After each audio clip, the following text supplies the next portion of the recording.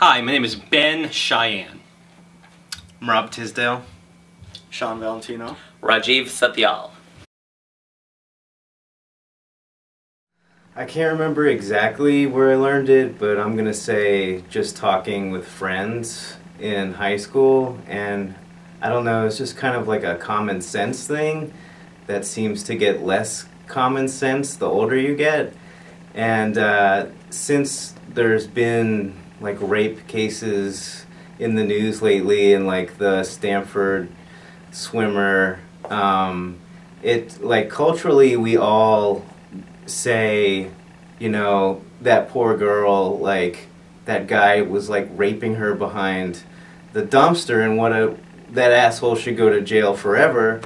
And like I'm not siding with the guy, but it's very one-sided in our culture, and I think both people need to take equal responsibility for their actions. If you're gonna, you know, take Adderall and go out drinking, maybe you are partly to blame if you're gonna fool around with a guy and then not, you know, you gotta know what you can handle. You can't go out and get drunk and not expect to get in trouble. But it's a tricky situation, and I don't think it's black and white. There's a lot of gray area there when you're talking about consent and rape. So it's better to just play it safe, kids.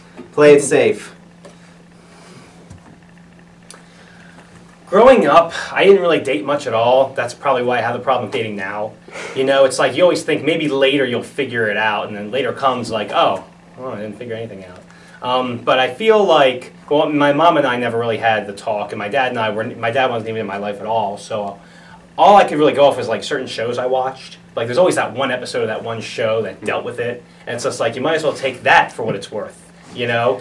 Episode of Different World, I think it was, where like Dwayne Wayne was like, should I listen to my heart or my head? And Sinbad's like, you listen to her mouth. And they say, no, you don't listen, that's 10 to 20 years, that's it. And the whole audience claps. So there it is, plain and simple. When you're in a situation and, you know, you have to just try and remember that every step is a step. You don't necessarily go from one to the other quick. So the consensus is along the way, and you must always be ready for a consensus. Sometimes you ask, sometimes you don't, but you must always be ready to hear a reply you might not like and then hear to the reply in which you receive. So, I think we all have to live in reality, you know? I mean, I think there's the idea of how things should be, but we live in the world and how things are. And so therefore, I think men, you know, every time I want to defend men, we do something really awful and continue to do something really awful. And so I just go, man, we're just so hard to defend, man. This is so difficult. But you know that if there's a situation, the chances that you're going to be blamed, whether you did it or not, and whether it's fair or not, are pretty high. The chances are you're going to have kind of the burden of proof. So you have to know that going in and being careful of putting yourself in that situation. On the inverse, on the other side, I think what Rob is saying, it's, you know, women, if you're in that situation, again, we're talking about, you know, straight here, but if a woman is in that situation, realize that you could be potentially putting yourself in harm's way. And, you know, it's not basketball. You're not trying to draw the foul and you send someone to the free throw line. I mean, this is your life. Something serious could happen. You could catch something. You could have a baby. I mean, obviously you could get raped. There are a lot of things that could happen in this situation. And so both parties just have to be aware of it. I do think I cannot speak to drugs too much. I have not done drugs, but I have drunk a lot over the years, over 2 decades. And I can say that I've never really lost my moral compass. I've you know, lost my inhibitions, I've gone nuts, I've had fun, but I've still known what I was doing. And the worst I ever did was probably said something out of turn. But I don't think I ever did anything that was really kind of outside of, oh my gosh, I can't believe morally I did that. Probably that was just kind of, I was going out of control and probably said some stuff I shouldn't have said. But I think that we all have to be aware of that and remain cognizant of you're in a situation, if you find yourself there, you got to get yourself out of it, man, because there's a lot at stake there for both parties. So I think we have to live in reality. I think the basic idea of consent, we all learn from a young age that use common sense, and you always know when you're in a situation and the other party's not interested. So if you don't really know even that basic that basic idea of what to do in a given situation, then you should probably reconsider even dating anyone at all. But I think as far as when you're actually dating, I think you really learn the idea of consent as you're dating, and especially if you're dating a lot of different people, whatever you're into.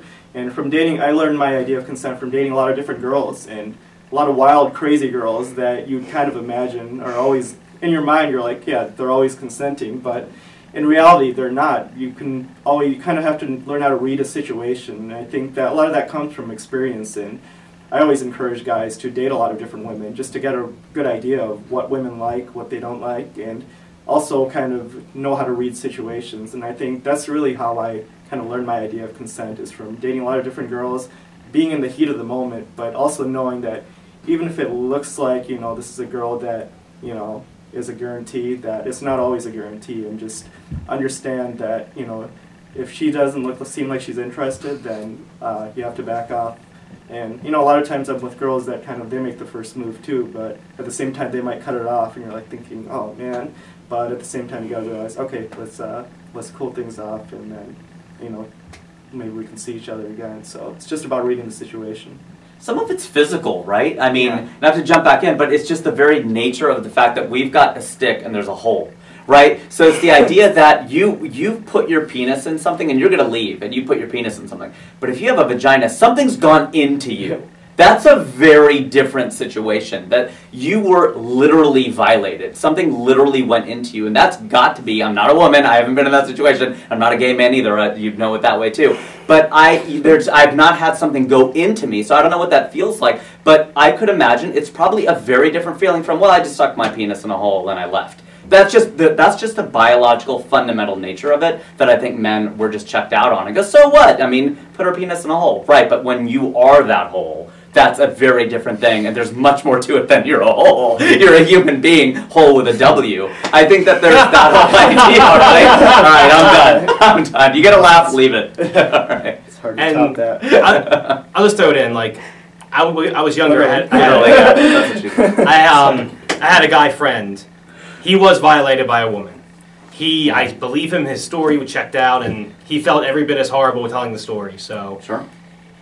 It's hard to imagine how did she do it. I didn't want to ask too many questions, but he said, "Trust me on this. Don't even try and moan back, because it hurts her own worse."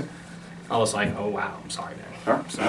And I think going kind of playing off the fact that I'm not going to go where he went as far as the physical part of it. I think he covered that pretty well. I think a lot of it's just reading body language, and sometimes people try to break it down to no means no. Sometimes you don't have to say anything. You can kind of just read a woman's body language and kind of know that, you know, this is not going there, and you just kind of try to break it off before it even gets to that point by just kind of seeing the signs, and just, again, a lot of it just comes from experience, but yeah, read a woman's body language and you'll kind of know if she wants to or not.